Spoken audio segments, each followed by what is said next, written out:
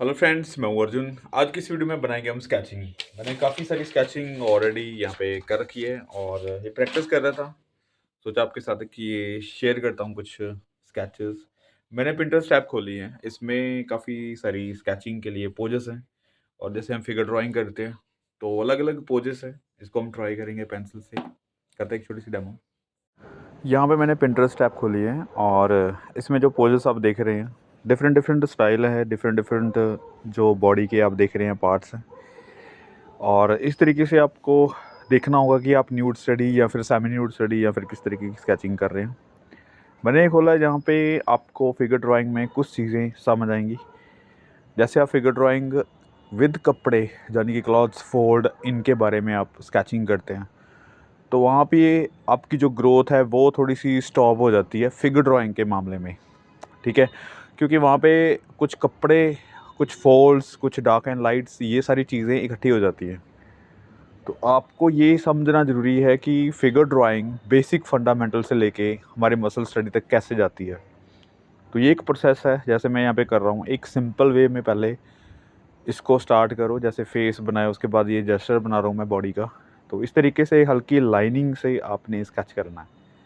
तो यहाँ पे देखो कोई कपड़े वगैरह फोल्ड वगैरह ऐसा कुछ नहीं है, लेकिन एक सेमी न्यूड स्टडी इसको बोल सकते हैं या फिर न्यूड की स्टडी में थोड़ी सी आप ये चीज़ें देख सकते हैं कि यहाँ पे सॉफ्टनेस है बॉडी की, लाइन में कर्व है। ठीक है, जैसे हम स्ट्रेट लाइन सिलेंड्रिकल शेप को लेके बनाते हैं तो उसको थोड़ा सा हम हाई लेवल में ले जाते हैं इसको। तो समझने की कोशिश करते हैं। जैसे ये पार्ट्स हैं बॉडी के, ठीक है, यहाँ पे ये लाइनिंग है। हर एक चीज़ को एंगल वाइज देखना है। जैसे ये लेग्स अभी बैक साइड जा रहे हैं, ठीक है, ये कुछ कर्व है यहाँ पे। पहले हम इस चीज़ को डिसाइड करते हैं, जैसे ये हैंड है तो ये ऊपर की तरफ जाता है। शेप वही है जैसे आप सिलेंड्रिकल शेप लेते हैं या फिर स्टिक फिगर लेते हैं, तो वही एक बेसिक लाइन से लेके आप यहाँ तक पहुँचते हैं। मेरे यूट्यूब चैनल पे काफ़ी जो सिलेबस है फंडामेंटल्स के ऊपर आप देख सकते हैं जाके। यहाँ पे हम ये जो पोजेस हैं इसको थोड़ा सा हाई लेवल में कर रहे हैं। जैसे आप देख रहे हैं वैसे एंगल देखना है कि ये बाजू ऊपर को जा रही है, यहाँ पे इसका हैंड है, ठीक है, इस तरीके से। तो हर एक चीज़ को आपने देखना है बड़े आराम से, ये स्केच करना है। जैसे ये लेग एक बैक साइड जा रही है, ठीक है, हल्की सी बैलेंस करती हुई फिगर है जो कि एक पैर के ऊपर उसका बैलेंस है। ठीक है, पार्ट बाय पार्ट हम स्टडी कर रहे हैं। जैसे टॉर्सो तक हमने स्टडी किया पहले, अब ये लेग्स का जो पार्ट हो गया थाई तक, उसके बाद हम ये नीचे वाला पार्ट बनाएंगे। तो ये कुछ इस तरीके से बाहर को जा रही है लेग। आपकी जो देखने की शक्ति है उसको थोड़ा सा बढ़ाना है, क्योंकि जो ऑब्जर्वेशन है वही चीज़ें काम करती है यहाँ पे। आप कितनी सारी फिगर ड्राइंग की होगी, लेकिन हर एक पार्ट में आपको कोई ना कोई न्यू चीज़ मिल जाती है, न्यू चीज़ों की स्टडी होती है। जैसे यहाँ पे मसल स्टडी, हल्की सी यहाँ पे कर्व पता चल रहा है कि कहाँ पे है बॉडी का, ठीक है। उसके बाद ये बैलेंस जैसे कर रही है फिगर, हेड से लेके इस पैर तक पूरा इसको बैलेंस किया हुआ एक पैर ने, दूसरे पैर के ऊपर उसका बैलेंस नहीं है, ज़्यादा वेट नहीं है उसके ऊपर, राइट। तो ये कुछ कर्व है बॉडी के, वो भी आपको समझ आ रहे होंगे यहाँ पे, जो कि हमें कपड़ों वाली बॉडी पे, जो कपड़ों में होती है, तो उसमें आपको ज़्यादा समझ नहीं आता बॉडी के पार्ट्स, राइट। अभी ये देखो नेक्स्ट खोला है हमने, तो थोड़ा सा पोज अलग है, तो इसको हम समझते हैं। इसको आप स्टिक फिगर में भी पहले बना सकते हैं। सिलेंड्रिकल शेप का जो बेसिक फंडामेंटल है उसके बारे में अगर बात करें तो यहाँ पे सिलेंड्रिकल शेप के अकॉर्डिंग आप पूरी फिगर को बना सकते हैं।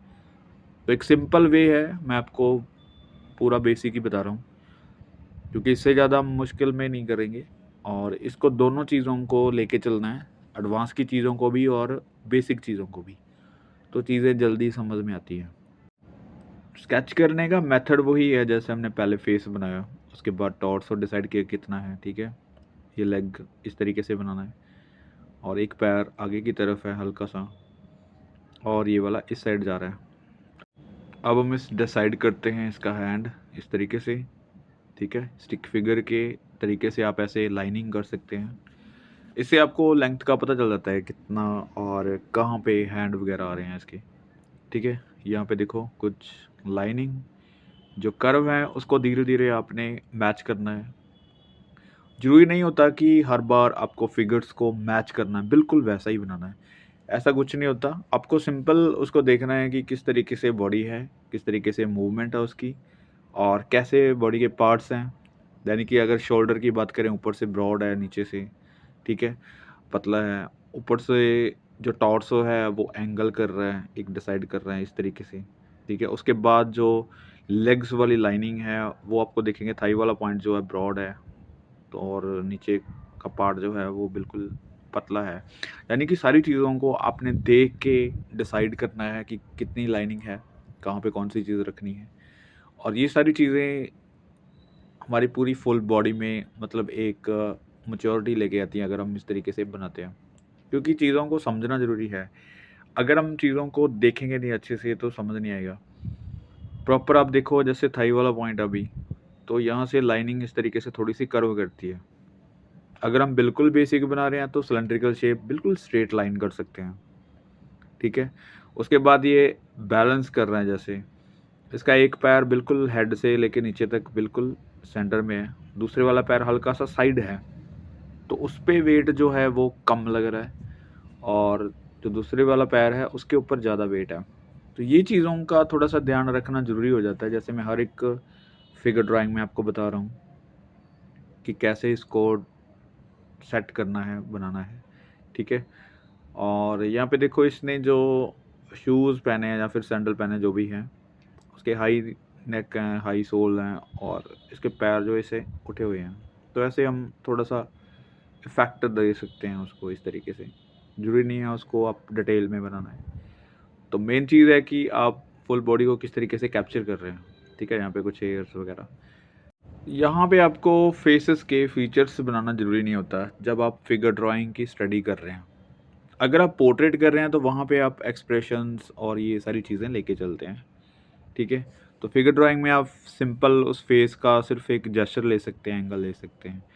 जैसे ये वाली फिगर है, तो इसको देखो बनाते हैं।